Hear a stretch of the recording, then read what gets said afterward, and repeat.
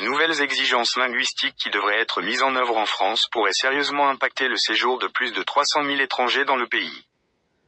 Selon les médias locaux, une fois cette mesure entrée en vigueur, les étrangers qui ne satisfont pas aux exigences linguistiques, estimées à environ 60 000, pourraient perdre leur droit de rester en France, car l'échec au test de langue pourrait entraîner la perte de leur titre de séjour, a rapporté Schengen News. Les nouvelles règles linguistiques ont été annoncées en janvier 2024, mais n'ont pas encore été mises en œuvre.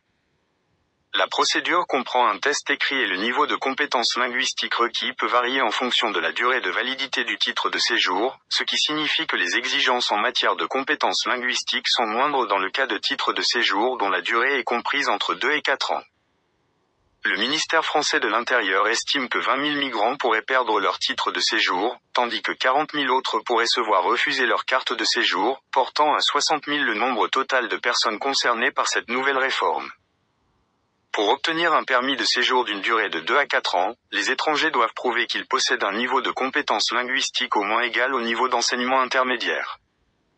Les conséquences du non-respect des exigences linguistiques mettent réellement en péril l'avenir des étrangers en France, car sans réussite au test de langue, ils ne peuvent pas obtenir de titre de séjour et sans titre de séjour, ils ne peuvent pas rester en France ni trouver du travail.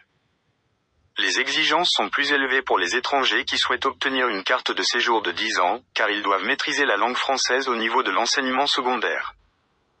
Ceux qui recherchent la nationalité française doivent parler français au même niveau qu'une personne étudiant à l'université, ce qui signifie qu'ils doivent comprendre les concepts et les idées et les expliquer en utilisant une terminologie spécifique.